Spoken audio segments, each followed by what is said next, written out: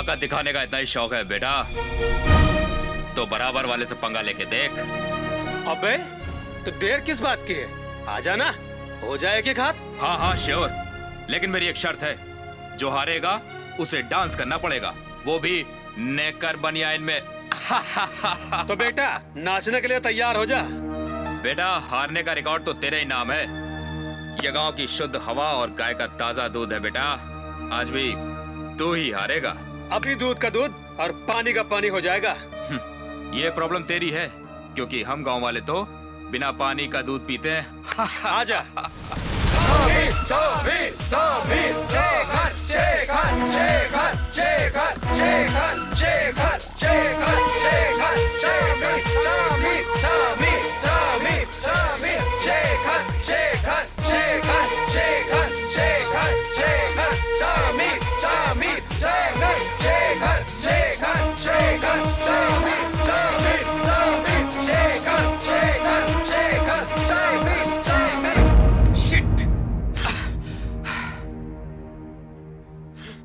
अरे यार तुम तो सीरियस हो गए।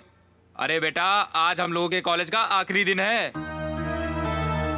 हाँ अभी शर्त भी तो बाकी है, हारने वाला हमारी पसंद के गाड़ी पे नेकर बनियान में डांस भी तो करेगा। भाई कपड़े उतारो। और बेटा हमारी पसंद का गाना है कांटा लगा। बेचारे को एक दिन और लटकना पड़ जाएगा। अरे यार भैया को गांव में जाके लड़की जो देखनी है, यहाँ तो तड़प तड़प के मरे जा रहे हैं। अच्छा अब चलें? हाँ चलो। हाँ हाँ चलो चलो चलो।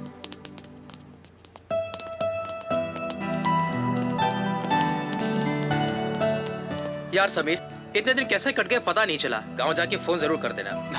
समीर दोस्त अपना ख्याल जरूर रखना। हाँ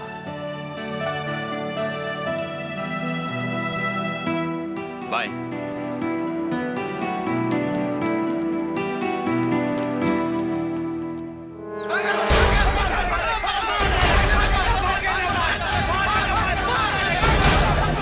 ओम भास्कराय नमः, ओम भास्कराय नमः।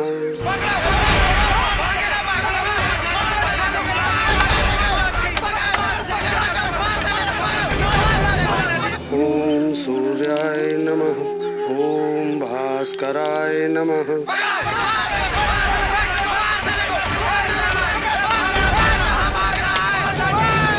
ओम भास्कराय नमः।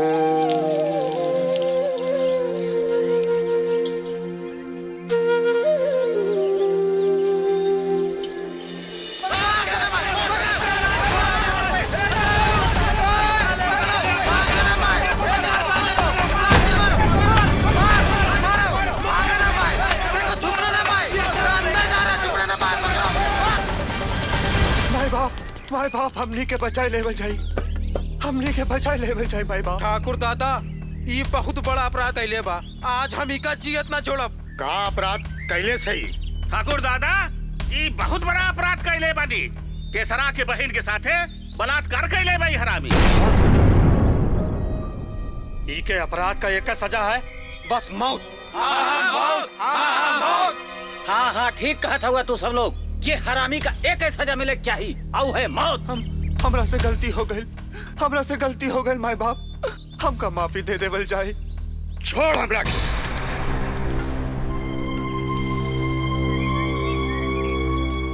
सारा गांव ठाकुर रणविजय सिंह के मान सम्मान ये खातिर ना करेला कि वो बहुत बड़ मनई हुए, बाकी ये खातिर करेला कि वो गांव की भलाई चाहे, हमेशा इंसाफ करेला। और आ जाओ इस चौखट पे इंसाफ है होई।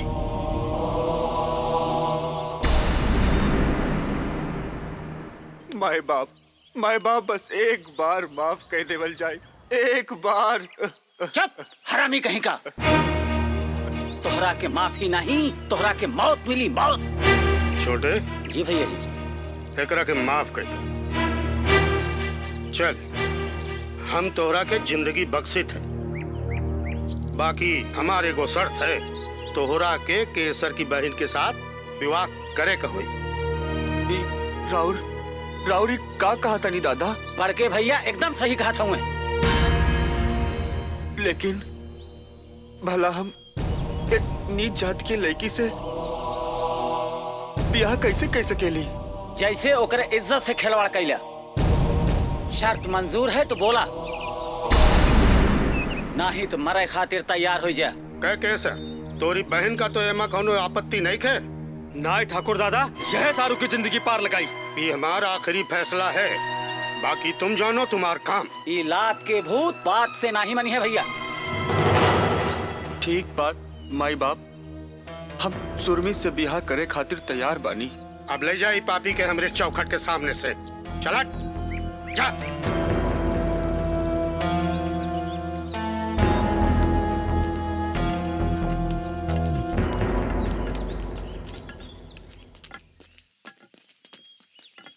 चल छोटे, चल।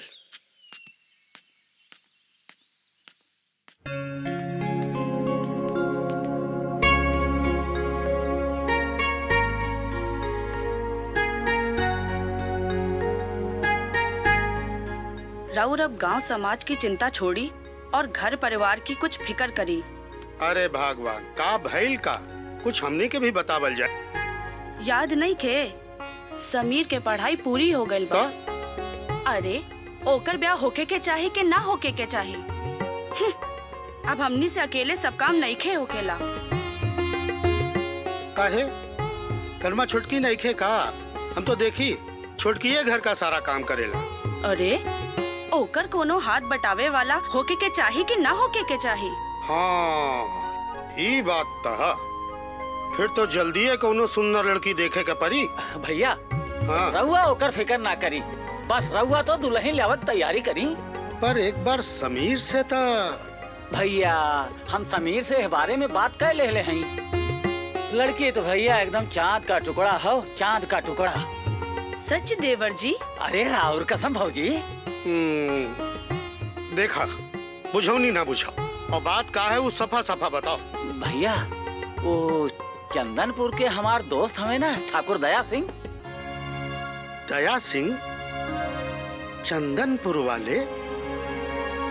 भाई चंदनपुर के तो हम सबे का जानी थे, बाकी ओजा ऐसा तो कोई नहीं जो हम सबकी बराबरी का होए। नहीं नहीं, रहुआ उन्हें कैसे जानीला? वो तो भाई 6 महीने पहले चंदनपुर में आके बसल हैं। अच्छा। बाकी मनई बहुत नेक है भैया, और वो अपनी बिटिया स्वाति का बियाह अपने बेटवा समीर से करे चाहत हैं। भैया खानदान अच्छा रहल और लड़कियों सुंदर रहल तो बगैर आपसे पूछे हमें रिश्ता खातिर हाँ कह देली। ले हो, भला इमा पूछे की का बात? जैसे बाप वैसे चाचा है। बस एक बार समीर लड़की देख के पसंद कर ले बस। तचट मंगनी और पट ब्याह। का भगवान, हम ठीक है कहा तानी ना। लो छुटकी भी आ गई। दीदी रउआ एजा है, चली रसोई में समीर भैया के पसंद के लड्डू बनावे के बाकी है। अरे राम रे राम, हम तो एजा बात करे में सब भुला गई। चला जल्दी चला तो। भैया हाँ। हम तो सोचा तानी कि जीप की सर्विसिंग करावे शहर चल जाई, काहे से बहुत आवाज करत है। हाँ आवाज तो है। समीर के आवा तक तैयार हो जाई ना, काहे से कि सुबह ओका लेके जाए के है। तो ऐसा करो कि भौजाई से रुपया ले लो। हाँ कोनो जरूरी काम ना होए तो आप बहने चल जाओ। अब काम तो कुछ नहीं खे भैया, बस तनी बाहर साफ सफाई करावे के रहे। अरे साफ सफाई तो अपन बुधवो करा सकेला, बाकी हम तो घर में ही हैं। हाँ ठीक है भैया, तू जा। ठीक है। जा।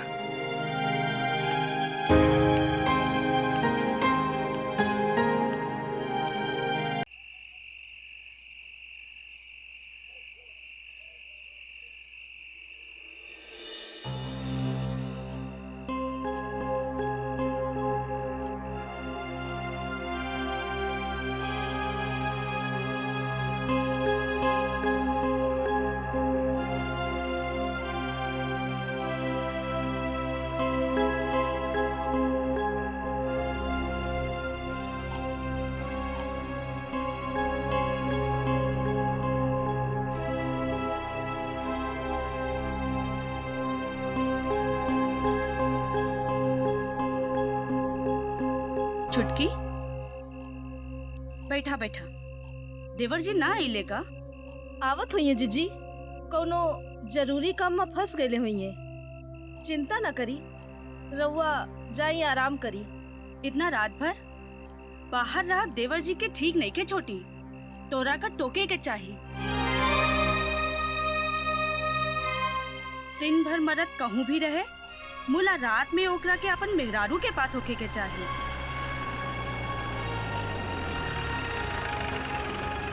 देवर जी आ गई ले, जाके दरवाजा खोल। जी।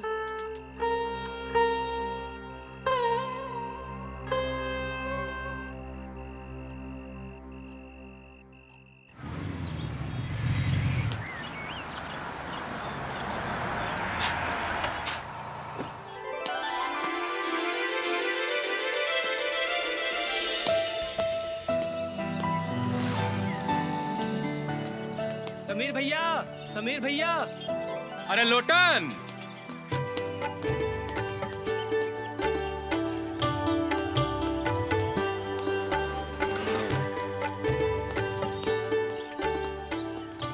अरे लोटन, चाचा ना आइले का? नहीं भैया, छोटके ठाकुर का कौन जरूरी काम से जाए के पड़ गए। अरे हमरा से जरूरी कोनो काम हो सकेला चाचा के? रउआ के शादी ब्याह है, कोनो बात रहलस। रउआ का चेहरा कैसे खिल गइलस ब्याह है के नाम सुन के। अच्छा ला, चाबी हमनी का दे। तू ये जीप का चलाइए तो ससुरी बैलगाड़ी से बदतर हो जाइए। ला चला बैठा।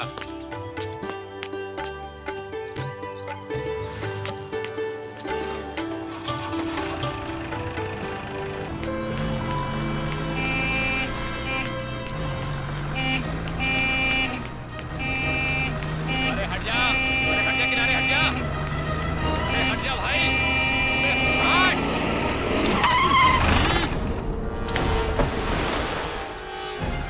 बचाओ हमें, बचाओ, हमें बचाओ, बचाओ, हमें बचाओ, बचाओ, बचाओ, बचाओ।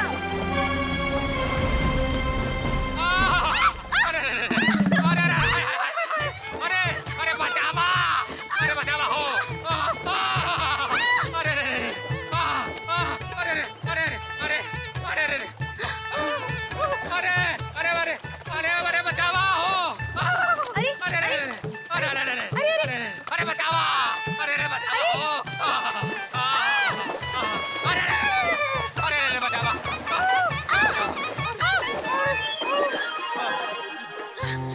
बाबू उठा, उठा, उठा, उठो, उठो, उठो।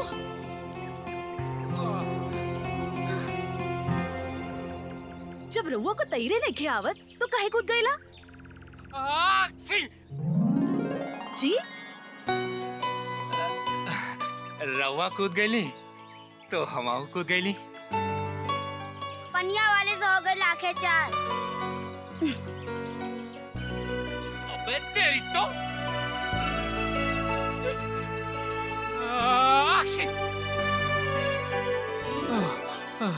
लागत बा जुकाम हो गई।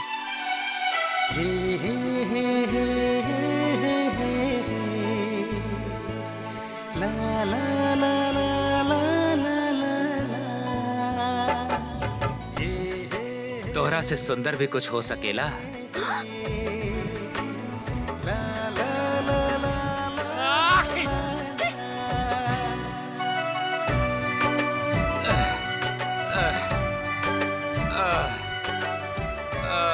जूता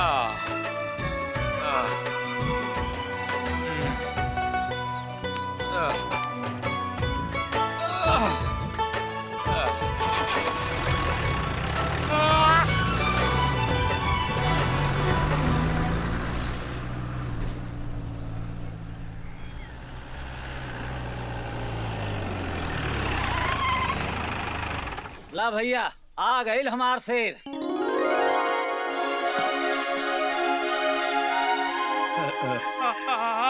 अरे का हो गई हो?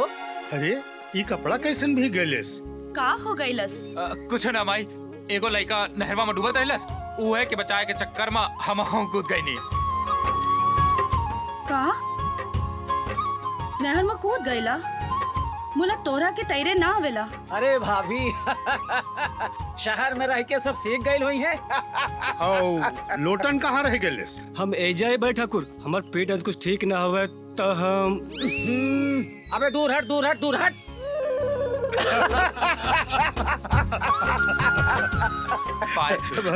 खुश रह, ऐसे नहीं मुस्कुरात रहा और खानदान का नाम रोशन करा। ये ले, एक रख डाल। पाँच हुई माँ। तोहरा के हमार उम्र लग जाए और खूब तरक्की करा। अरे भैया वहीं रहा, हम तो यह कहा कि जियत रहा और मस्त रहा। तोरा से तो बाद में निपटब, बड़ा बिजी रहा था मैं आजकल। अरे भाई तोहरे ही काम से गैल रहली। हाँ, और हमार चाची हमरे खातिर आशीर्वाद में का देले। खूब जल्दी एगो सुन्नर मुन्नर दुल्हन आवे। और बुद्धू चाचा, हाँ, और बुद्धू चाचा हमरा के का देली। हम तो रउआ खातिर एहे मनौली कि बाबू के सब दुख तकलीफ राम जी हमका दे दे। अरे, अरे, ना बाबू ना, ना बाबू ना, अरे हमरा के तो चक्कर आवेला। ना बाबू ना, अरे चाचा ना बाबू ना, ज्यादा चढ़ गई ना का? ना बाबू ना। मुला बचपना अब ही गइल नहीं। अरे एक बेरिया जो ओकरा के देखी तो बस देखते रह जाई। ए, जा गाड़ी सामान उतार चल। खड़ा खड़ा मुंह बनाए रहता। चाचा हाँ आज ऐसन चांद का देख ली हाँ कि ओकरा से ज्यादा शायद ही धरती पर केहू सुंदर होके। अरे कहाँ हो? अरे भाई चचा भतीजे में कैसन खुसुर पुसुर चलत बा। अरे कुछ नहीं भैया बस ऐसे ही। अच्छा कुछ नहीं बाबूजी, बस हाँ। ऐसा है।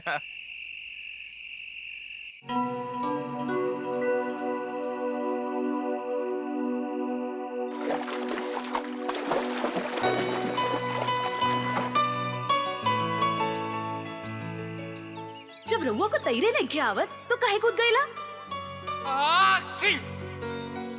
जी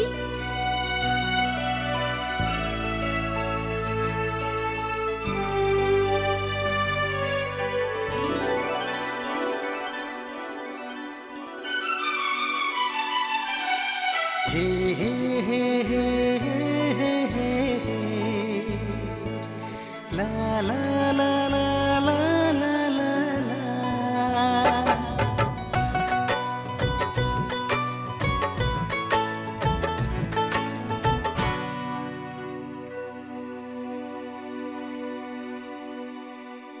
सपना रहलस।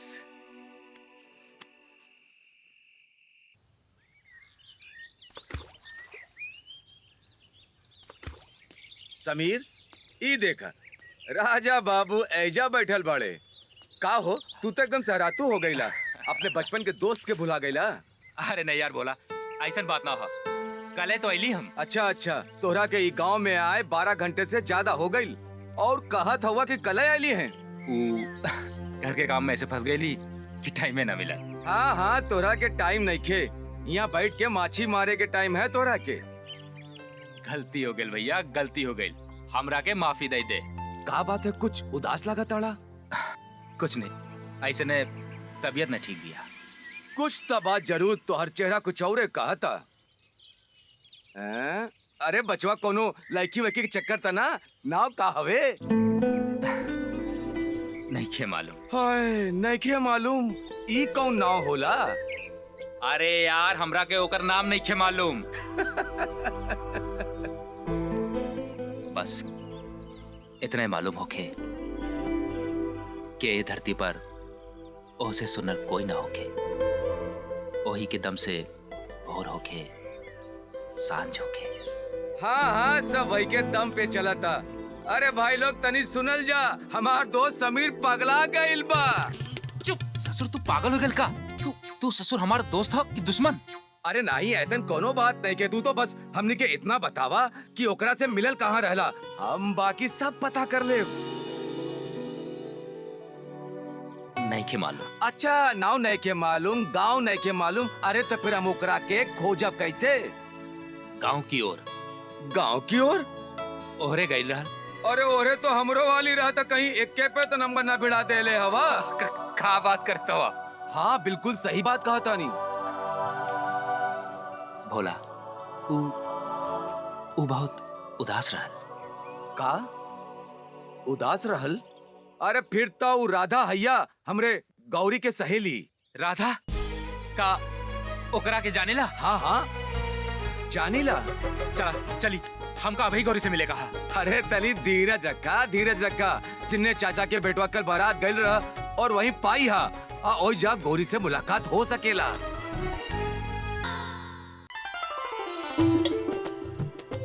पूजा की तैयारी हो गई कि अभी कुछ बाकी हवे? सब हो गई। छोटी जी दीदी। पूजा की बेरिया तो हो गई ना? हाँ चांद बस निकलने वाला हवे। चुटकी का जाके नीचे से पूजा की थाली ले आवा और बड़का ठाकुर और देवर जी के भी बुला लावा। ठीक बा। सवेरे से समीर कहाँ चल गई ले?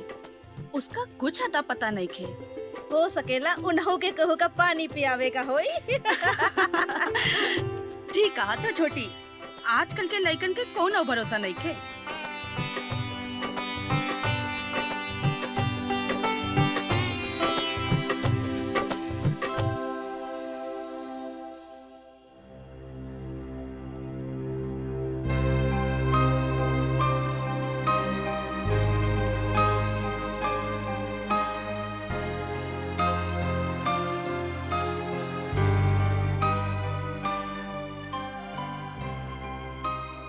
ये तो बहुत अच्छी बात है कि रउआ ओकरा के इतना प्यार करत हो।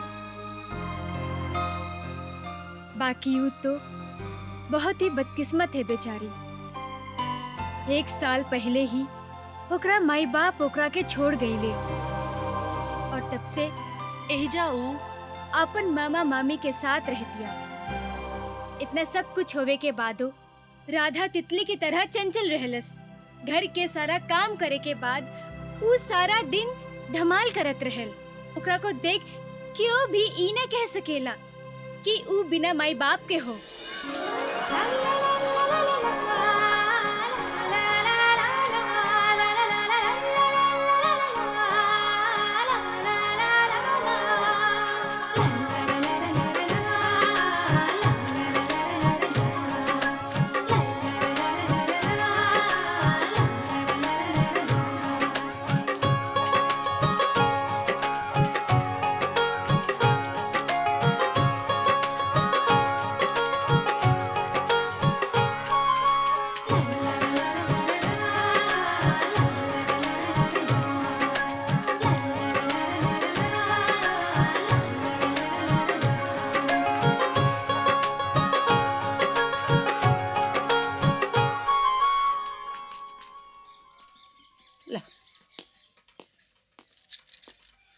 खा ला जा। वो दही के अलमारी में ताला लगाई दिया, नहीं तो आधा दूध है गायब हो जाई। जब से कल मुही घर में आई है तब से दूध तक के चोरी होए लगला।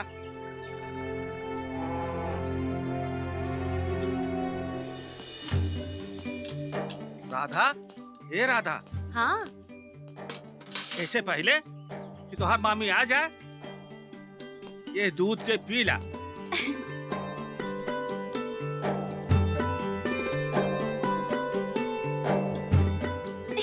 अरे दूध पियते तो तोहरा के मोच आ गई का? ला ई देखा।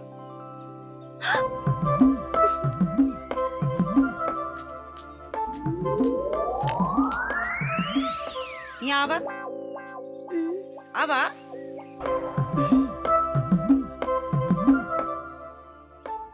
अपन मुंह तो खोला तनी से। तोरा के अबहिन मारे के रहा, छोड़े कहीं के। अरे दूध कम ना भइलस, पानी मिला के रख देले हैं। वैसे भी शांति आजकल शुद्ध दूध पियला से पेट में अपच हो जाला।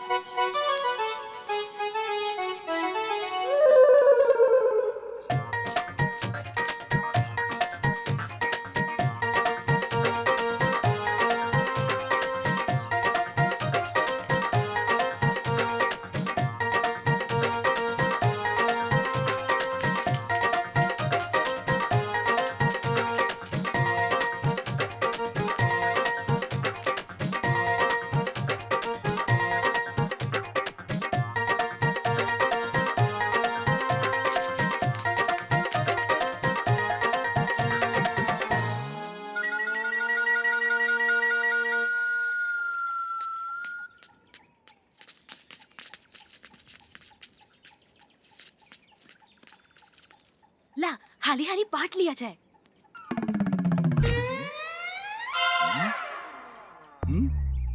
लो पूजा तोहार, लो शिवाली तोहार, ला चंदू तोहार। ए दीदी, तू तो हम सबसे ढेर ले हो। अरे चंदू महाराज, मेहनत तभी तोहरे सबसे ढेर कइले बानी। अच्छा तू एक और ले ला। तू याद रखबा कि कौनो रईस से पाला पड़ल रहा।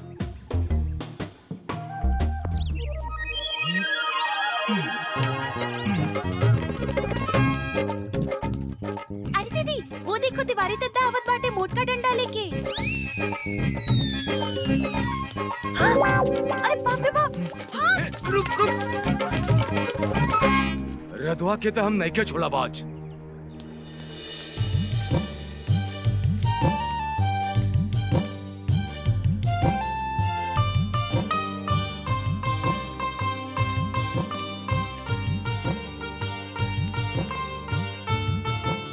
आ गईलू महारानी, कहाँ रहलू दिन भर?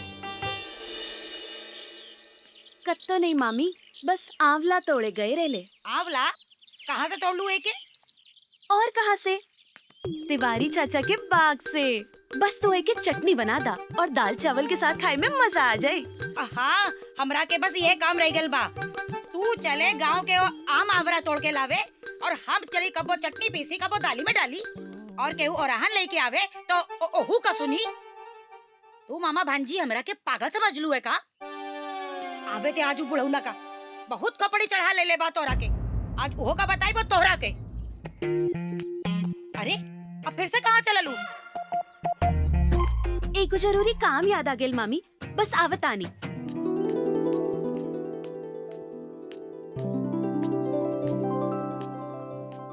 हाँ गौरी बताई, कौन गोली पे निशाना साधी? वो लाल वाली पे, पीली वाली पे या काली वाली पे? बोला बोला। अरे राधा, तनी संभल के, अगर गलत निशाना सधलू तो दाना भरे के पड़ सकेला। एक गौरी, ई राधा का निशाना हवे, एकदम अर्जुन के जैसे, एकदम वैसन, समझ लो। का भइल मुन्ना, काहे रो बतानी? कुछ नहीं दीदी, वो लाला भैया की दुकनिया में छे दिबिया में छे टॉफी निकाल ले। लाला भैया ने हमका चांटा मार ले। का? वो लाला की इतनी हिम्मत? वो भूल गवा कि तू राधा के गैंग के हवे। चलो वानर सेना, आज उलाला का देख लिया जाए। चलो वानर सेना, चलो।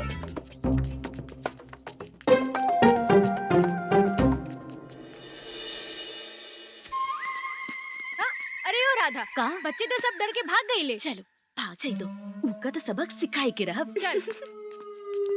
सेठ जी, का है? 100 ग्राम जीरा, 100 ग्राम हल्दी, 100 ग्राम नमक, 100 ग्राम मेथी, 100 ग्राम और। अरे बस बस मेरी नानी, पहले इतना तो तोलन दे।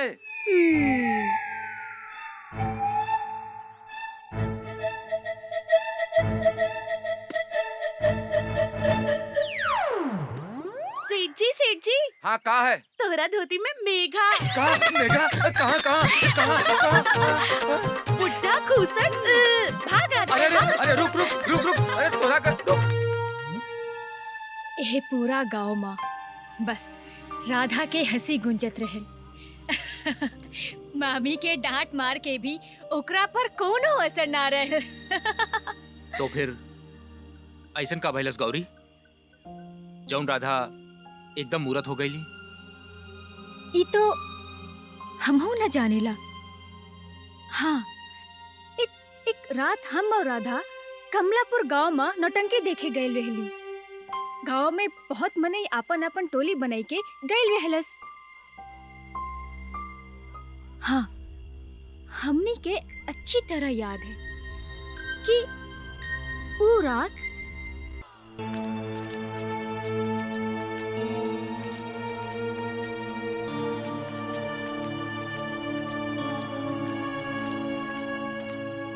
ज्यादा हो गई रहलस। हम लोगन बहुत तेजी से घर ओरी आवत रहली। हमार घर पहले पड़त था तो हम आपन घर के मुड़ गईली।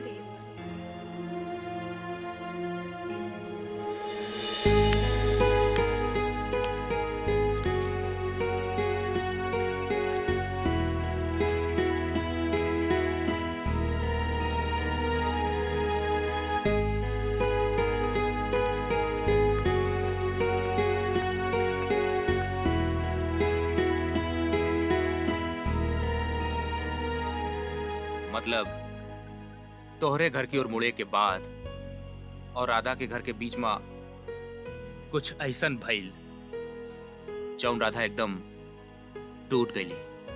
मुला भइल का? पर ई बात तो सिर्फ राधा बता सकीला। तू कभो राधा से बारे में कुछ ना पूछ लू? हम तो ओकरा से पूछ पूछ के थक गई नी। मुला ऊ आज तक हमनी के ए बारे में कुछ न बतौलस। हम तो बस अब इतना ही चाहेला कि भगवान भोलेनाथ ओकरा जिंदगी में एक बारे फिर से खुशी के दिए जराई दे।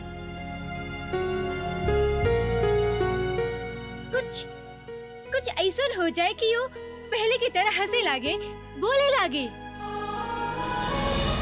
ई हमार तोरा से वादा बा गौरी, हम एक बार फिर से राधा की जिंदगी में बाहर लाई। एकरा के लिए हमका जौन कीमत चुकाए का पड़ी हम चुकाई। काहे कि अब राधा हमार जिंदगी, हमार प्यारा।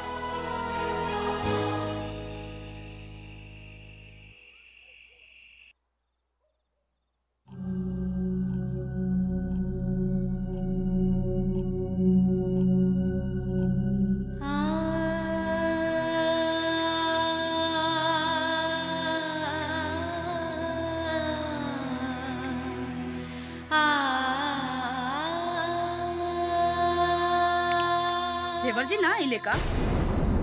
आज तो ओकरा के ऐस ना करे के चाही। आवत हुई है जीजी, कौनो जरूरी काम में फंस गए होके? अपन औरत के ए तरह से घर छोड़ के घर से बाहर रहा, कौन सा ऐसा जरूरी काम कर रहल बिया? सब समझा तानी, ये सब तुहार सिधाई के परिणाम है। कब तक तू देवर जी की गलतियन पर पर्दा डालत रहबू? अब हम चुप ना रह पाई। ठाकुर जी से ना दीदी, ऐसा कबो न करिया। बड़के भैया का बेवजह दुख पहुंची। हम समझा लेबे उनके। रहुआ तनिको चिंता न करी। जाई सोई, ऊ औते हुई है। तू उपवास तोड़ लू। एक ऊ ह जेकरा के तोरा खातिर तनिको फिकर ना है। एक तू ह ओकरा खातिर अपन देह जरावतिया देह।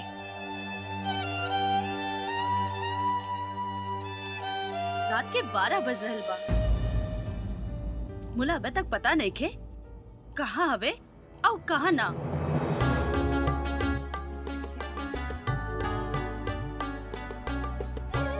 हाय जान।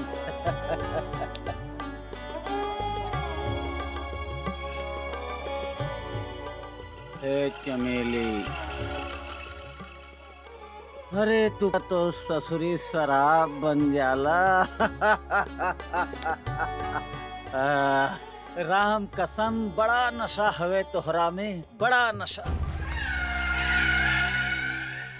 ए चमेली के अलावा तोहका और कुछ बुझाला कि ना? आवा आवा ठाकुर आवा। इला हे बस तोहरे ही तो इंतजार रहला।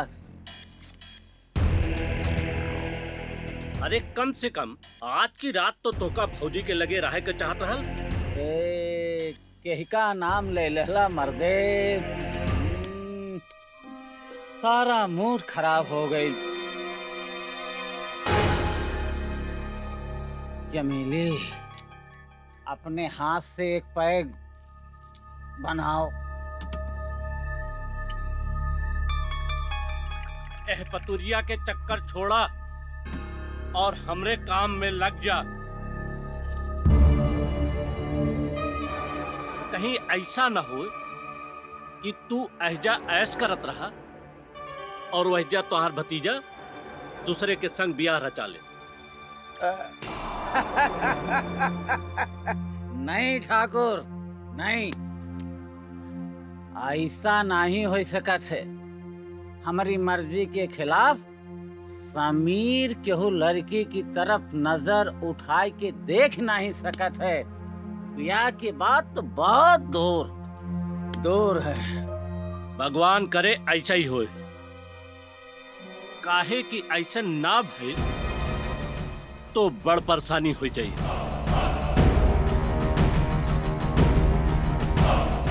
तू तो अच्छी तरह से जानेला कि हमारा नाम है दया सिंह, दया सिंह उर्फ बिस्तर। पाप भी जिकरा के आगे दया की भीख मांगेला।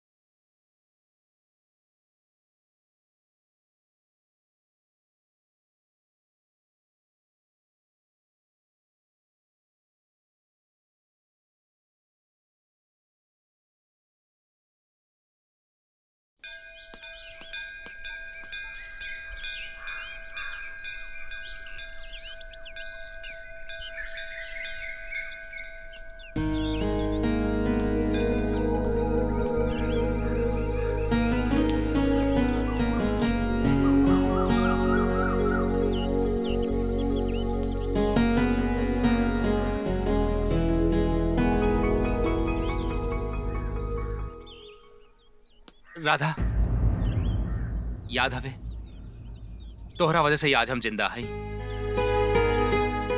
बड़ा एहसान है तोरा हमरा पे। जब से हम तोरा के दिखले हैं समझ में नहीं आवत का हो गइल बिया। बार बार तोहार सुनर चेहरा हमरी आंख के सामने छा जाती है।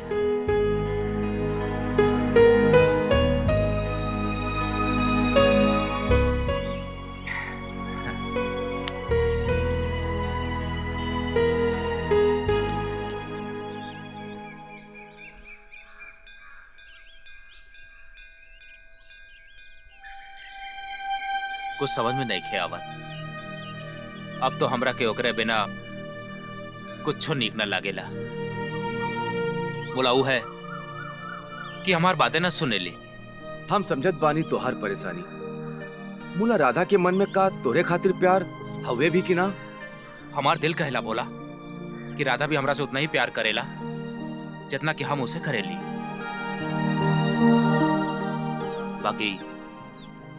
बाकी कोनो मजबूरी हवे जौन राधा हमरा से कुछ ना कह सकी। भगवान करे तोहार विश्वास सही होए। समीर कहाँ रह गए? अरे ओकर मूड पे रात रहल तो पहले खा के सूत गईले। का कहलू भौजी, मूड पिरा था? हाँ मूड पे रात हो। अरे मूड तो पिराइबे करी। सारा दिन न जने कहाँ कहाँ घूमा करत है। भैया हम तो कहत मानी वही के पैर में बेड़ी बहुत जरूरी हो गई बा। एकदम ठीक कहा थे देवर जी। अब ओकर ब्याह करे में देर ना होके के चाहे। अरे भाई तो हम कहाँ मना कर ले के हो गए? छोटे तू तुमरे दोस्त वाले रिश्ता का का भइल भैया? भैलव का भैया, तू तो रउआ का इंतजार करत बानी। रउआ आज हाँ करे वो आज आ जाए। समीर से कुछ बात भइल? तू का कहलस? अब उसे का बात हुई भैया, तू तो अब टाल मटोल कह रहल बा। अरे वो शर्मात हवे। ओका कही कि आप बियाह कह दे हमार, या हमका लड़की पसंद हवे। देखा, समीर की मर्जी के बिना ही मामले में हम कुछ न कर सके। निभावे कबो के ई मामला में जबरदस्ती करब ठीक नहीं खे।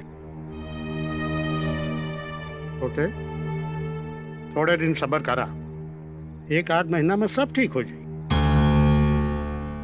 ये खाना बनौले हो? न सब्जी का स्वाद मिला न दाल का। फूहर डोला सब घर हाल है।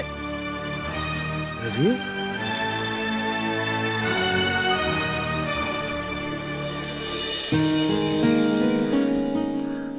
राधा, राधा हमारी बात सुना। राधा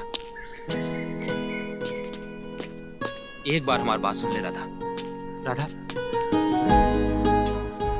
तोहरे मन में का है हम ना बुझली। मुला हमरे मन में तो बस तोहरे सूरत बस गइल बा, और ऐसन बस गइल कि हम अपन सूरत तक भूल गईली। राधा, हमरा के तोहरा से प्यार हो गइल बा।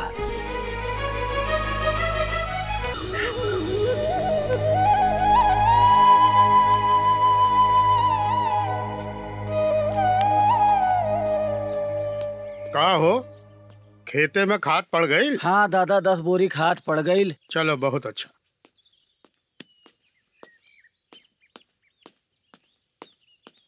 समीर, जरा एजे आवा बेटा। का बात है बाबूजी? बैठा। हई बतावा बेटा के आगे का करे की सोच ले? हा बाबूजी, एजा गांव में ही रह के कुछ करब। जैसे आपन संगे संगे गांव के 10-12 और लड़कन के रोजगार देबे। अरे वाह, ये तो बड़ी अच्छी बात सोच ले। हा का है कि गांव में पढ़े लिखे समझदार मनई की बहुत ही जरूरत है। अच्छा, एक बात और बतावा बेटा, ई बियाह के बारे में तो हर का मर्जी बा? बाबूजी, बुरा मत मानी, हम अभी एक के बारे में कुछ निर्णय ना ले सकीला। हमनी के थोड़ा टाइम दिया जाए। हाँ, कोनो बात नहीं, जैसन तुम्हार मर्जी।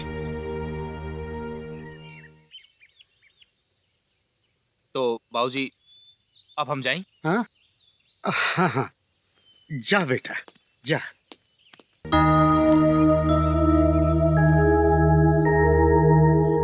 दिग्विजय तो कहत रहले।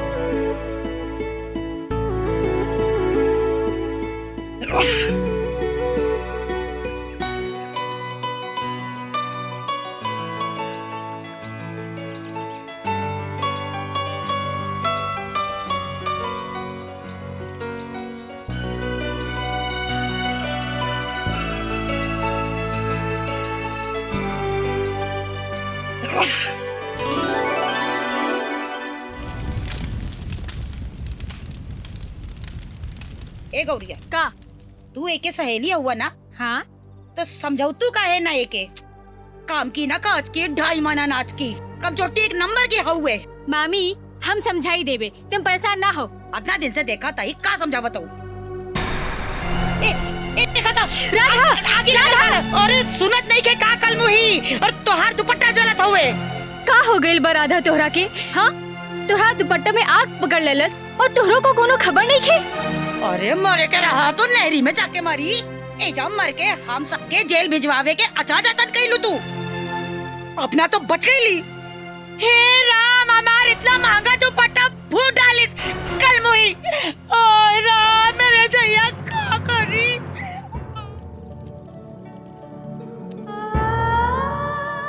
प्यार में बड़ी ताकत होला राधा। सच्चा प्यार बड़े से बड़ा घाव के भी एक पल में भर देला। और समीर तोरा से बहुत प्यार करेला। ऊ तोरा के बहुत खुश राखी और तू भी तो ओकरा के बहुत चाहिलो ना? हाँ, ऐसन प्यार करे वाला बड़े भाग्य से मिलला राधा। देर न कर और अपन एगो नई जिंदगी की शुरुआत करा। हाँ राधा, हाँ।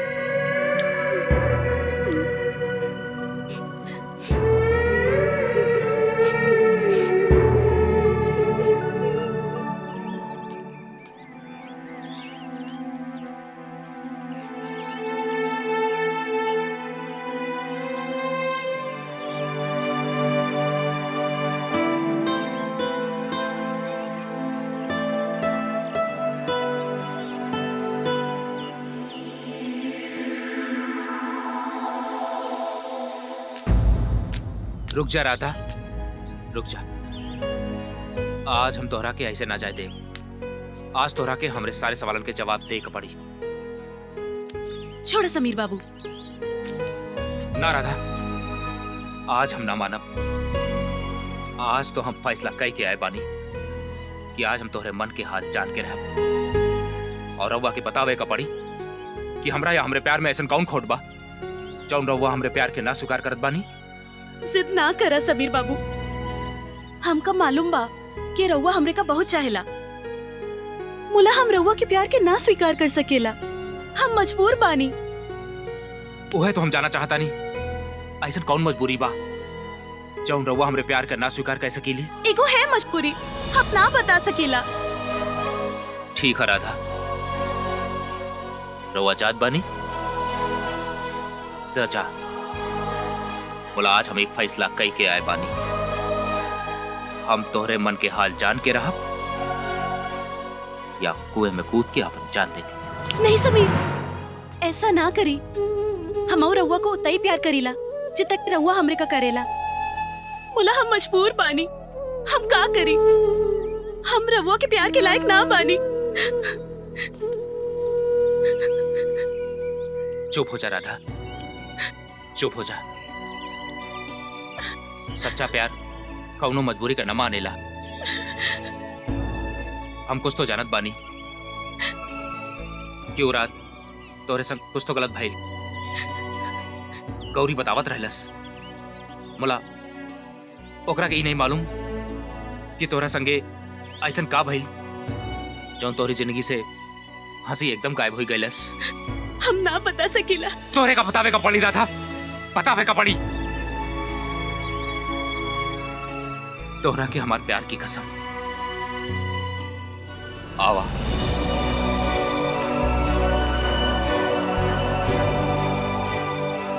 बतावा राधा, बतावा।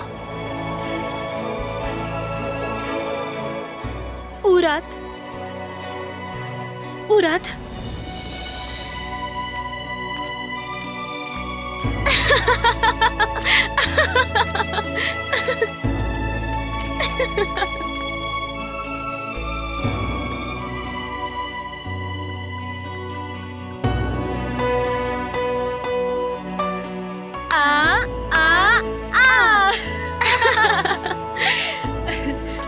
By by.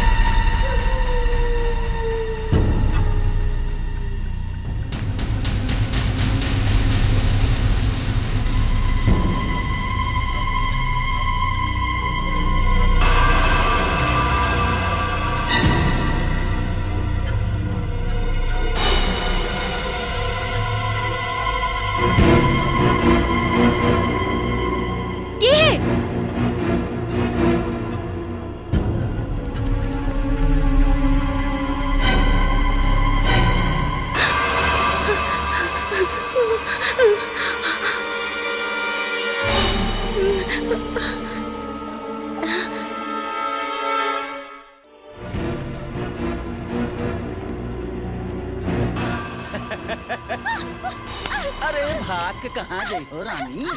चुप चुप चुप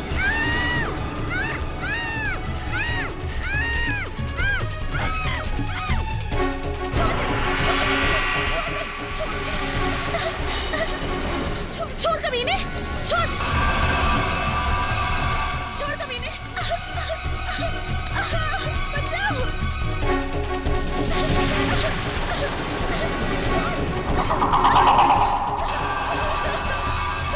छोड़ दो मुझे, छोड़ बचाओ छोड़ कमीने, छोड़।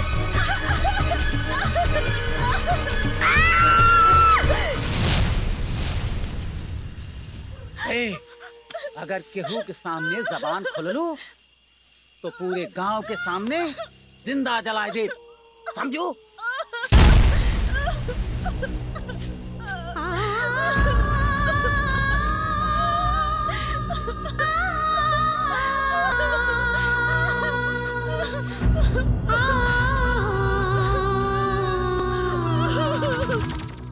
पीछे हम कहा तानी कि हम रहुआ के लायक ना बानी।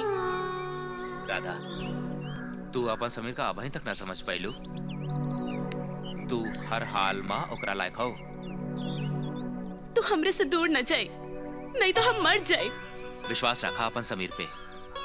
ई जन्म तक आ, अगले 7 जन्म तक अब समीर ई हाथ का ना छोड़ी।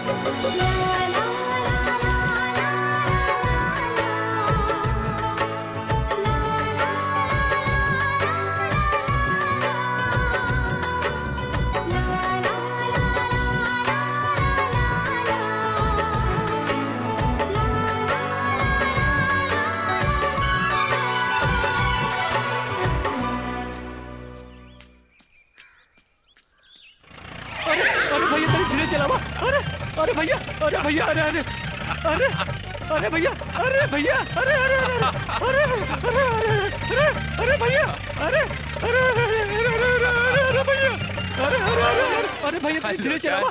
अरे अरे भैया, अरे अरे अरे भैया, अरे अरे अरे अरे भैया, अरे भैया, अरे अरे अरे अरे अरे अरे भैया, अरे भैया समीर रुका हो, रुका। अरे हे भैया समीर, उतरा उतरा दा हमनी ट्रैक्टर। अरे इतना पढ़ल लिखल होई के ट्रैक्टर चलाई बा तो मनई का कहीं है? पढ़े लिखे के बाद मनई का अपन काम थोड़े भूल जाए चाहिए चाचा। ये तो है। अरे समीर का एक बार बताओ, का सोचला? कौन बारे में? अरे स्वाति के ब्याह के बारे में। चाचा, हाँ हम रउआ से एगो लड़की के बारे में बतौले रहली ना। हाँ हाँ हम उ लड़की के बारे में सब पता कैली हैं। नहर के ऊपर सोनपुर गांव में रहा था वो।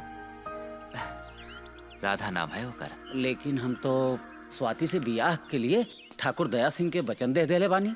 चाचा, तोहरा से अधिक हमरा के जानीला। हम अपन दिल से मजबूर हैं चाचा। समीर तोहरा के नइखे मालूम, बड़का भैया तोहार प्यार कबूल नहीं कह सकत। बाबूजी हमरी कौनो बात का ना ठुकरा सकीला। और फिर हमार चाचा कौने दिन काम आई है। अरे भाई हमने के कहाँ ले जात हवा? एक बहुत जरूरी काम है। अत बतावा ना। बतावे का ना, हाँ दिखावे का। अच्छा हाँ चला। अरे रुका रुका रुका। अरे लोटन, तू ट्रैक्टर लेके जाओ, खेत जोता। चला हाँ चली।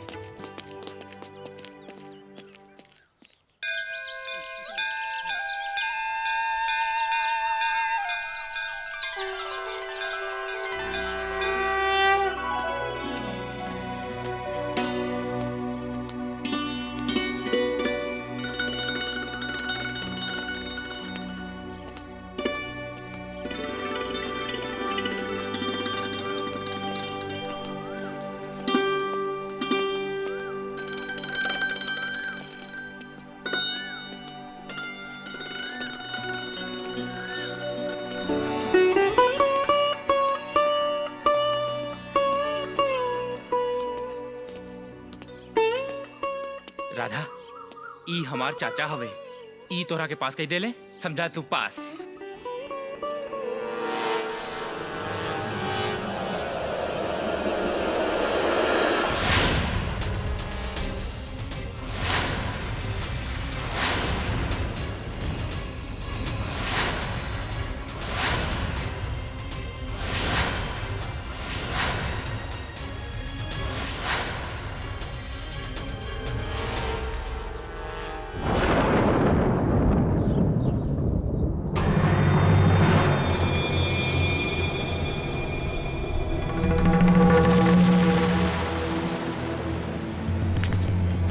का भाई राधा, का भाई राधा, राधा, राधा, तू चाचा के देख के बेहोश काहे हो गेल बिया?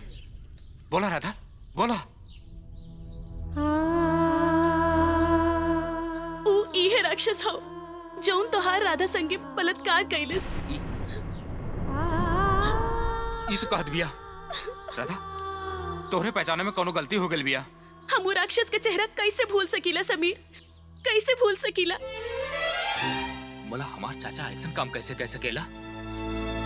ठीक से याद करा राधा, तोहरे पहचाने में कोनो गलती हो गई बिया। ठीक से याद करा। तोहर चच्चा हवे तो काई पाप ना कर सकेला। मुला हमी का धोखा हो गई। ऊ तो ठाकुर हवे, इज्जतदार ठाकुर। ऊ भला ही नीच काम कैसे कर सकेला। मुला ठाकुर बाबू राधा ऊ दरिंदा का चेहरा कबो न भूल सकेला, कबो न भूल सकेला। राधा, रुका राधा, हमरा बात सुना राधा।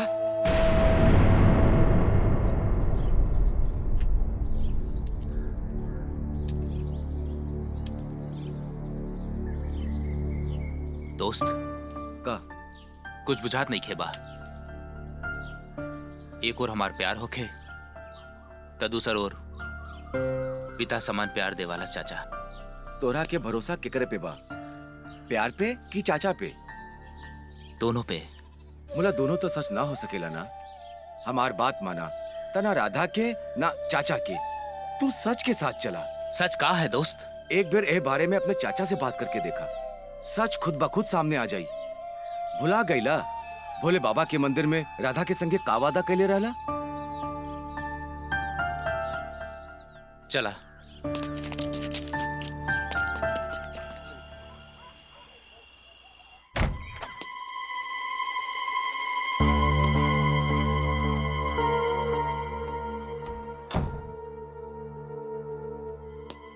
का बात है समीर, इतनी रात में कैसे?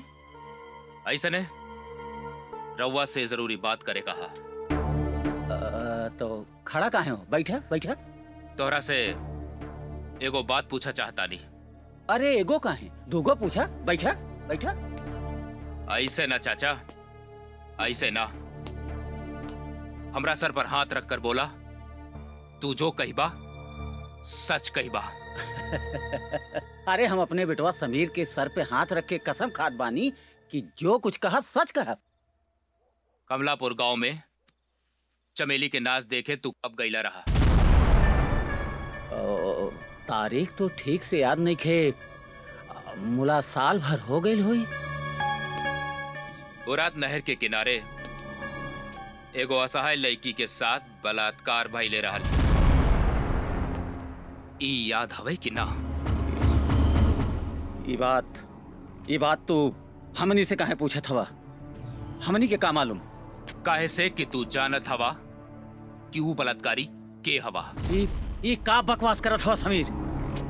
हम सच कहा तानी चाचा, और वो बलात्कारी कोई और ना होखे, तू हवा। समीर! चिल्लाए से सच झूठ ना हो जाला चाचा, सच झूठ ना हो जाला। और आज हम जान गईली, हम तोहरे पाप का जान गईली चाचा। और कल सवेरे बाबूजी तोहरा के ई पाप की सजा सुनाई है। समीर, हमनी की माफी दे दे समीर।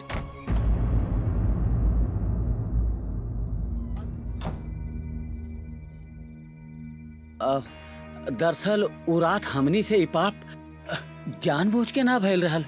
उ हम शराब के नशे में हमनी के माफ कर दे समीर, हमरा के माफ कर दे। अरे तू कहा तो हम उ लड़कियों से माफी मांग सकीला। मुला बढ़ के भैया से कुछ मत कहिया, कुछ मत कहिया। हम सपने में भी ना सोच सकीला चाचा कि हमार भाई, हमार दोस्त,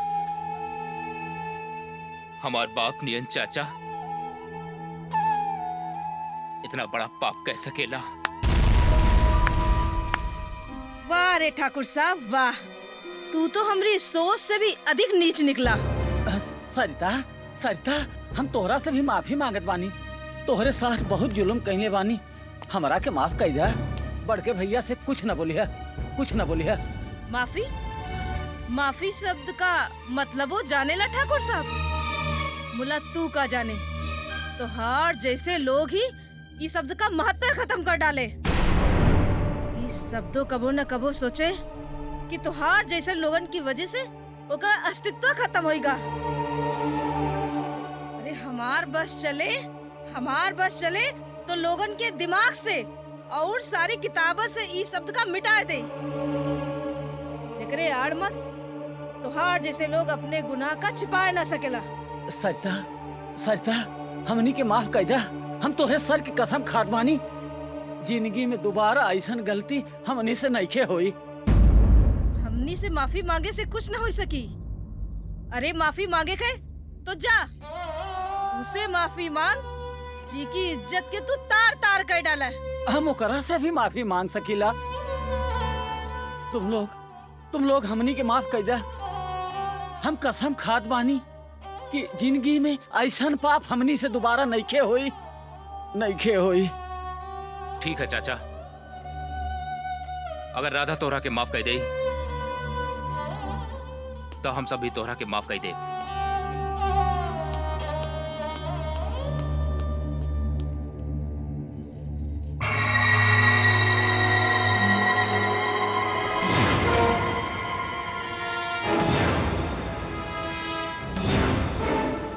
सांप के बच्चा सपोला ही होला।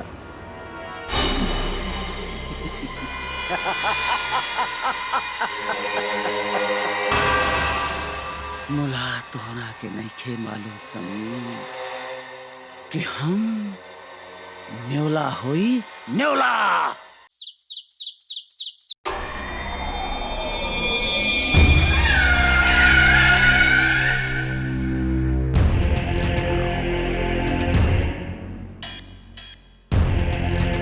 तो तू का चाहत हुआ?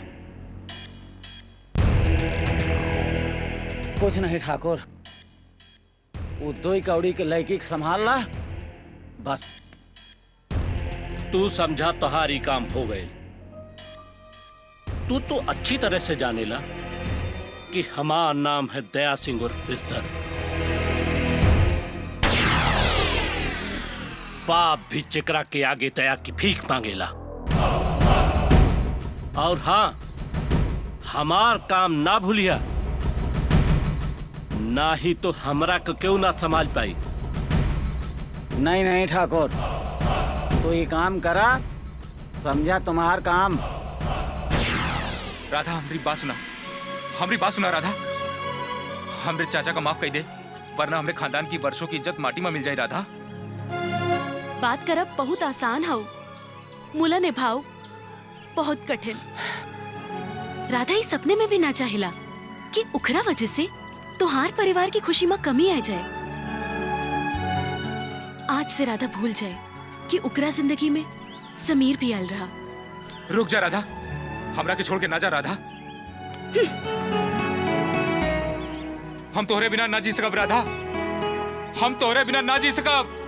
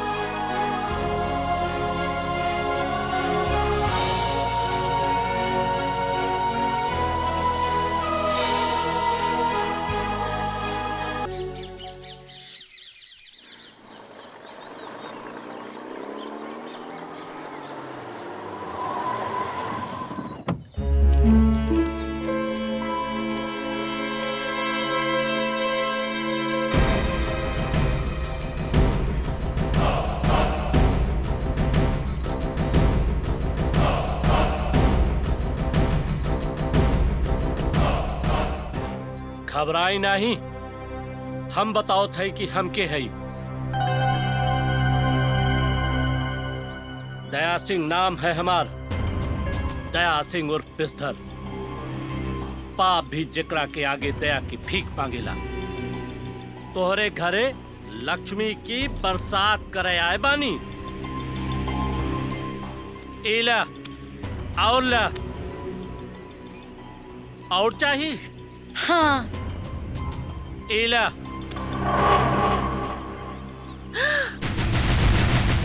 ये सब तोहार हो जाई। बाकी तोहरा के हमार एक गो काम करे के पड़ी। एगो का दुगो काम बताई। कल सवेरे राधा का लइके एहजा से गायब हो जाइए। और हाँ, ओकरा से कहिया कि समीर के भूल जाए, ना ही तो तोहरे पूरे परिवार का काट के नहरी में बहा दे। समझ लू कि नहीं?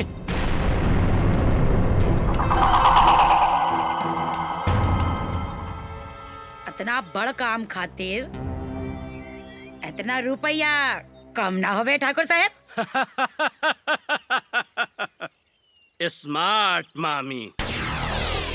इला और ला। और हाँ, कल सवेरे के सूरज निकले के पहले राधा का एहजा से लेके गायब हो जा। सवेरे का है? हम आज रात में ही सबका लेके ई गांव से दूर हो जाए ठाकुर साहब। और हाँ, याद रखिए, हमारा नाम है दया सिंह। दया सिंह और पिस्धर। पाप भी चक्रा के आगे दया की भीख मांगेला।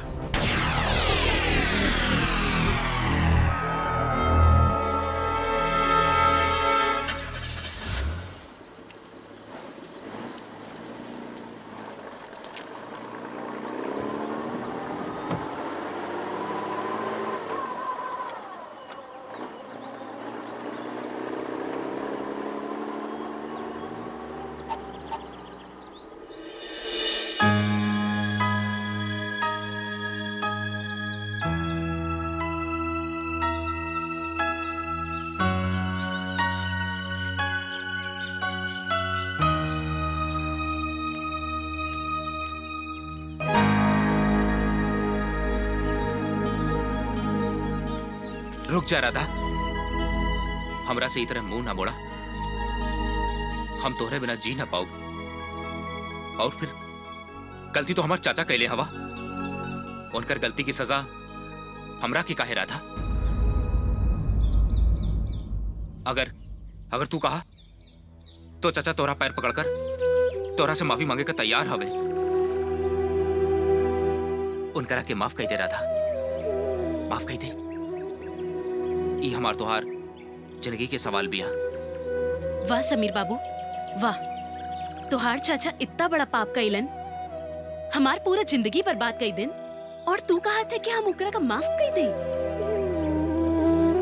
हाँ, केहू सच कहेला कि एक औरत के दर्द एक औरत समझ सकेला, कोनो मर्द नहीं। फिर उकरा बाप हो, भाई हो, या उकरा के चाहे वाला। हमरा के गलत मत समझा राधा।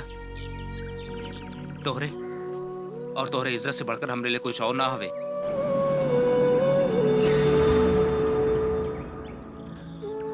मोला परिवार और खानदान की इज्जत भी तो कुछ होला। और फिर वो जानबूझ के ऐसा ना कैले हवे। शराब के नशे में उनसे इतना बड़ा अपराध हो। समीर, एक बार तोहार खुशी खातिर हम उनका माफ भी कह दे। मोला ऊ घर में हम बहू बन के उनका कैसे देख पाए। साल भर जौन हमरे आंख से आंसू बहिलस, जब जब हमनी के याद आई, हम आपन से और तोहरा से आंख न मिला पाऊ। तू हमरा का भूल जा, यही में हमार और तोहार दोनों परिवार का भलाई बा। हम परिवार की भलाई के बारे में तो ना बता सकीला। मोला हमार भलाई तोरा के छोड़े में नहीं, तोरा से मिले में बा। तोरा संगे जिंदगी बिताए में बा, संगे जिए मरे में बा।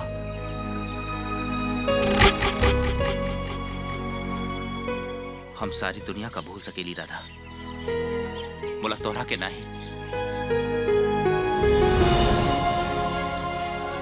तोहरा के नहीं राधा।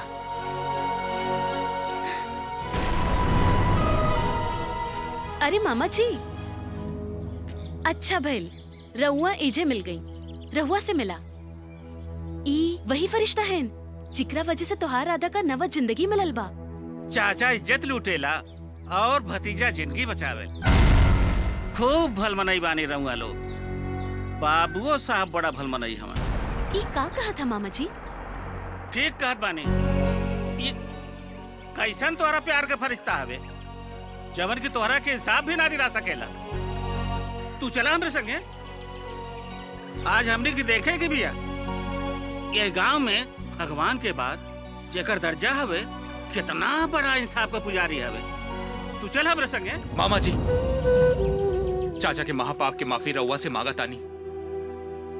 हमरा पर विश्वास ना होके तो चाचा रउआ से माफी मांग ले हैं। एक बार मामा जी, सिर्फ एक बार हमरे चाचा का सुधरे का मौका देवल जाए। तू बड़ा भोला बड़ा छोटे ठाकुर। तू अपने चाचा के वहीं तक ना समझ पावला। वो दो मुहा साफ होके जितना इधर से उतना उधर से होके। राधा, राधा, काबिल गौरी।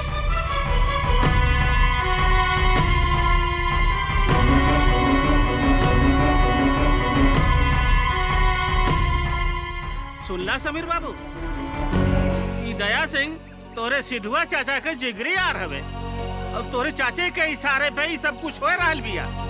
यही से हम कहत बानी कि चला ठाकुर दादा के पास, आज उन्हों के इंसाफ देख लिहल जाई। चला।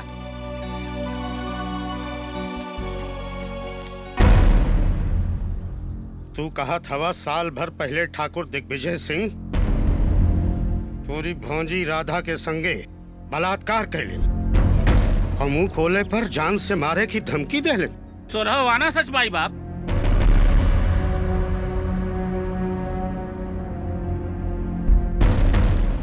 तोरे संगे बलात्कार करे वाला दिग्विजय ही रहल। दिग्विजय का तू पहचान सकेलू? वो आदमी को तो हम मरत दम तक ना भूल सकीला। माई बाप याद रखी, आज तक ये चौखट पे इंसाफ है भइल बिया। अब वही कुछ दिन पहले सुरेश का सजा रहूंगे देले रानी। आज जो इस चौखट पे इंसाफ है होला राम प्रसाद, भरोसा राखी। छोटे छोटे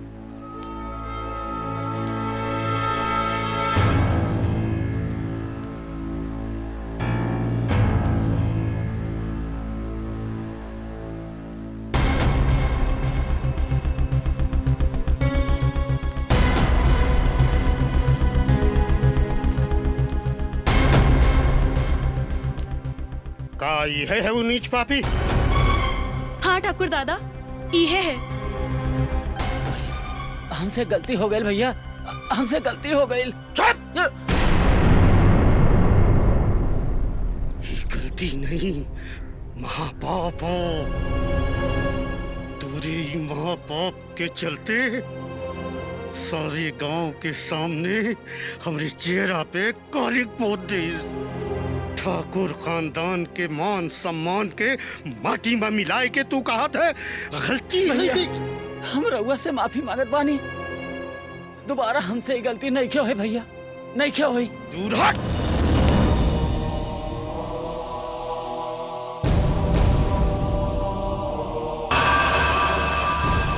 तू और उस नीच मरे हमार भाई नहीं हो सकले।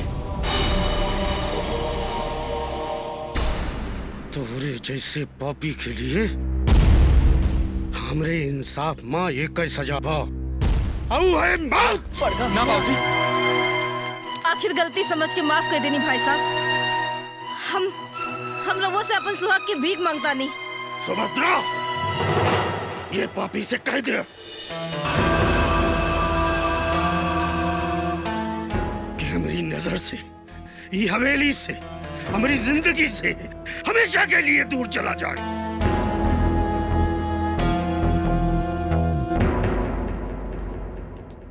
हमारी नजर में यहाँ से मर गई।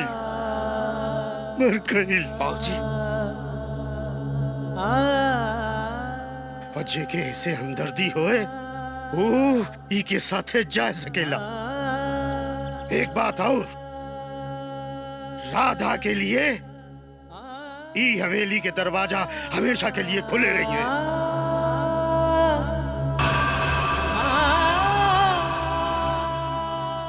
वो जैसे चाहे वैसे रह सकेला।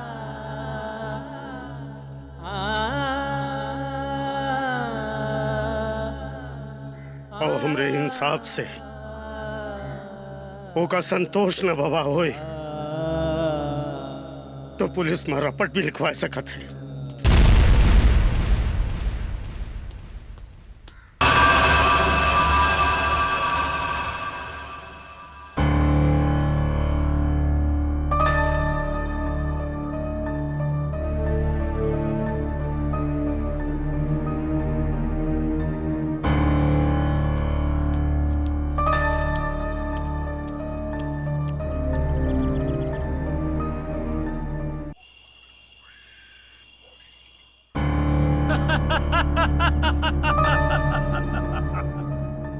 अरे तू तो ससुर एकदम बुड़बक हुआ, बुड़बक। ओ ठाकुर रणविजय सिंह तोहरा का दूध में पड़ी मक्खी नियन निकाल के बाहर फेंक देले और तू कुछ ना समझ पाइला। हमनी के सब समझ बा ठाकुर, सब समझ बा। मुला हम अपन हिस्सा ऐसे नहीं खे छोड़ा। अरे ठाकुर रणविजय सिंह का एकर बहुत बड़ी कीमत चुकावे का पड़ी, बहुत बड़ी कीमत। अरे चुप, तोरा औकात का है? तू रणविजय सिंह के कुकुर रहला, कुकुर। अब एक तरह से आजाद हो गईला।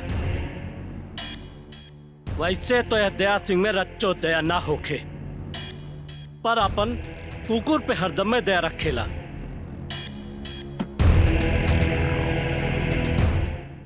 हम जैसे कहा जाई वैसे करत जा। फिर देखा रणविजय सिंह तोहरे पैर में कैसे गिड़गिड़ात है। और रही बात उस साली छिनार राधा की, तो अब ओका भगवानों भी ना बचा सकेला। काहे कि तू तो अच्छी तरह से जानेला कि हमारा नाम है दया सिंह, दया सिंह उर्फ बिस्तर। पाप भी जगरा के आगे दया की भीख मांगेला।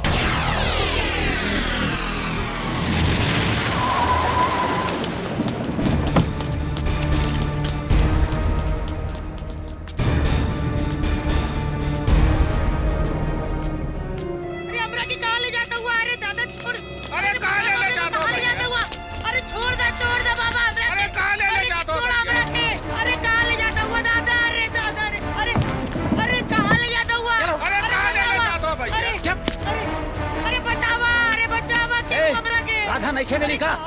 डाली बूढ़े के अंदर। अरे कहाँ ले जात भैया? अरे कहाँ बचा भैया? अरे बचाओ भैया।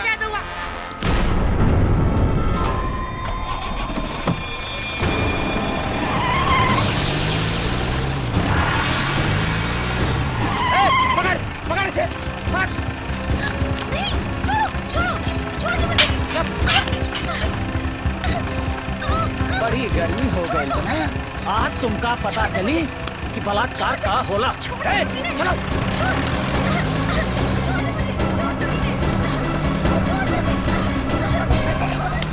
छोड़ा, अरे हम कहा था नहीं छोड़ना। गाड़ी रोको, छोड़ा हमारी बिटिया, छोड़ा एक दो बुढ़िया, छोड़ा। अरे दादा, अरे अरे हमारा, अरे दादा देखा था अपनी बिटिया के ले जाता है। अरे क्यों बचाओ हमारी बिटिया के ले जाता है। अरे क्यों तो बचावा?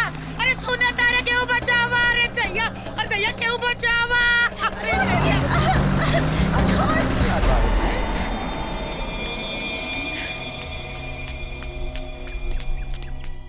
लोटन भैया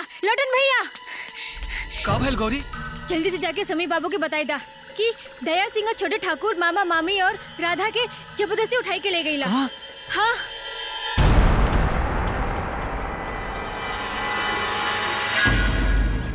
बाबूजी, ये जौन कुछ भइल उ ठीक ना भइल। चाचा जी के बिना हमनी के घर में कुछो नीक ना लागेला। तो तू का समझत बड़ा बेटा? ओकरा के घर से निकाल के हम बड़ा खुश है।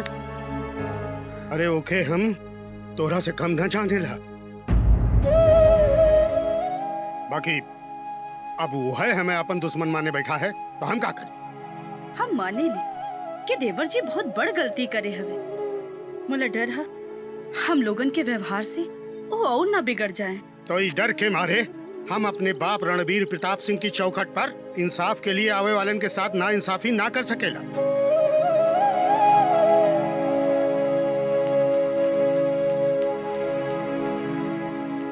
ठाकुर रणविजय सिंह मरते दम तक सच का साथ दें, फिर चाहे ओकर कोनो कीमत चुकावे का पड़े।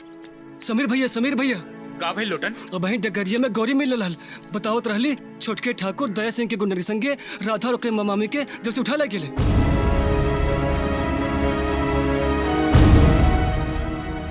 चला भोला चला।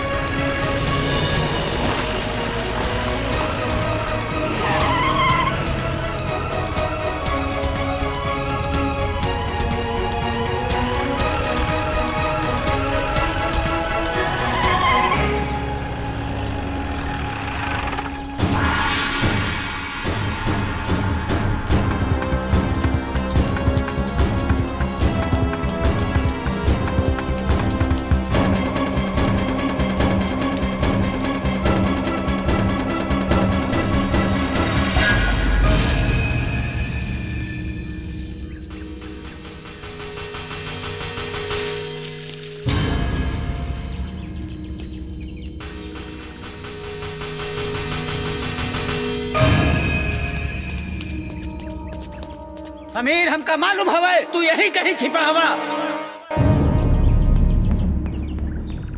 लेकिन तोहरा के नइखे मालूम कि आज तोहार मौत तोहरा के यहिजा खींच लाइल बा। वाह चाचा वाह, आज हम जान पैली कि बचपन में हमारे एक आवाज पर हमरा खातिर आसमान का तारा तोड़ लाए वाला हमार चाचा असल माँ हमार खून के पियासा हवे। समीर! जो कोई जहाँ भी हो वहीं खड़ा हो जा, नहीं तो गोली से उड़ा दे बहका, उड़ा दे।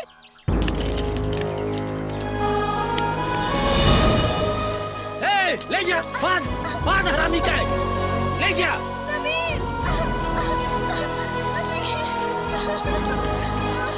बांध।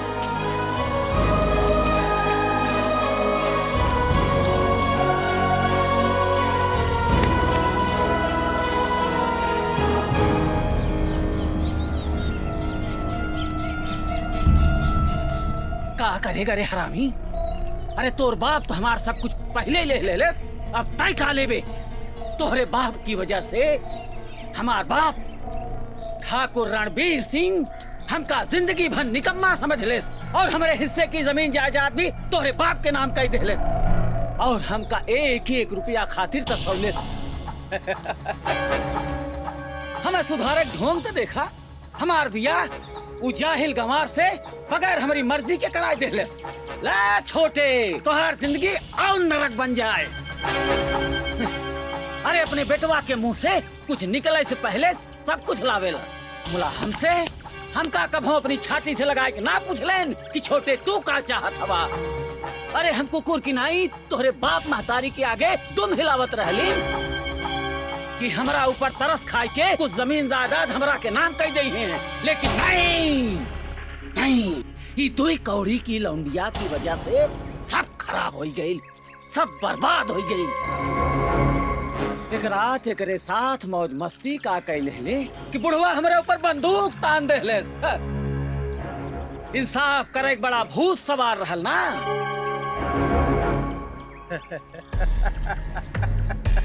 ए समीर, हम तो से कहे रहली ना वह रात एकरे साथ हम शराब के नशे में मौज मस्ती कैले रहली। नहीं, झूठ कहले रहली। वह रात कम मजा आयल रहल। आज वहू रात की कसर पूरी हो जाई, वहू तोहरे आंख के सामने। चाचा, हम कहा था नहीं राधा के छोड़ दे चाचा। चाचा, छोड़ दे राधा के, छोड़ दे चाचा, छोड़ दे चाचा, कहा था नहीं छोड़ दे चाचा। छोड़ दो मुझे, छोड़, तुहार सारी गर्मी शांत कर दे पुरानी। पहले हम, फिर ठाकुर दया सिंह, और उसके बाद ये सब लौंडे लोग। बचाओ, छोड़ दे कमीने। कौन है जकरा के अपने मौत के परवाह नहीं है? तुहार बाप नाम हवे ठाकुर दया सिंह और बिस्तर। पाप भी जकरा के आगे दया की भीख मांगेला। दया सिंह का कर हुआ तू? है का होई?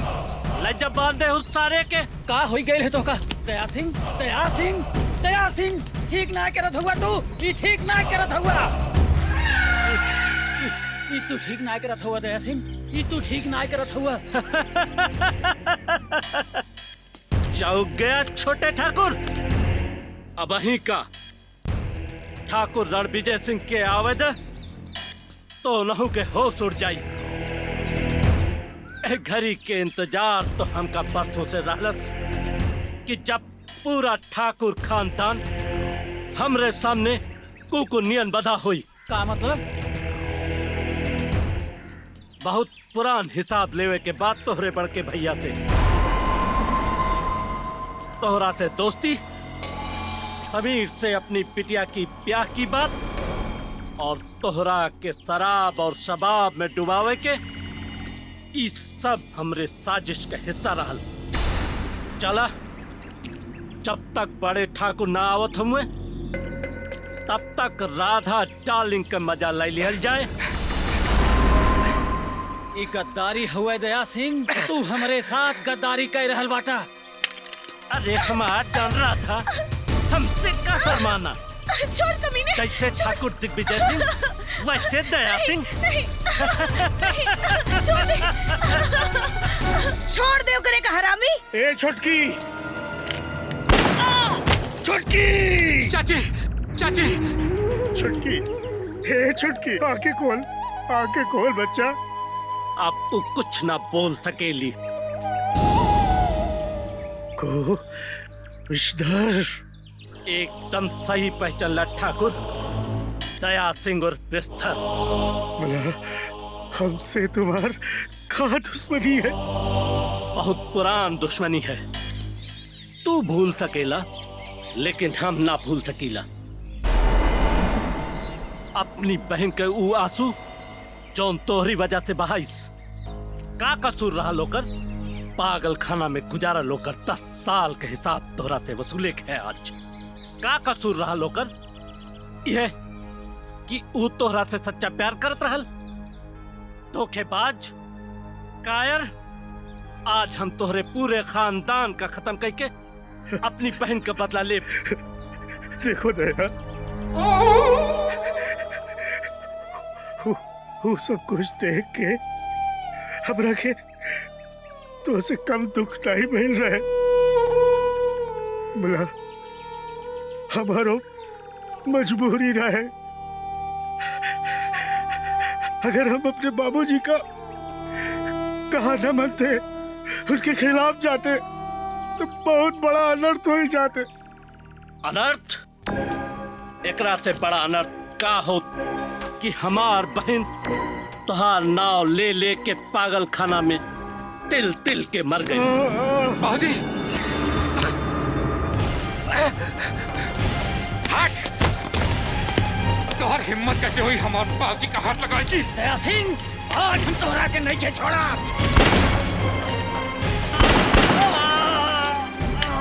चाचा, नाम हवे दया सिंह उर्फ बिस्तर। पाप भी जकरा से दया की भीख मांगेला। हमनी के माफ कर दे भैया, हम रास्ता भटक गइल रहनी। ना छोटे, आज पता चलल कि अपन परिवार और अपने से बढ़ के दुनिया में कुछ ना होला भैया। चाचा कुछ ना होला। मुला जब आज पता चलल तो बहुत देर हो गई भैया, बहुत चाचा। देर हो गई।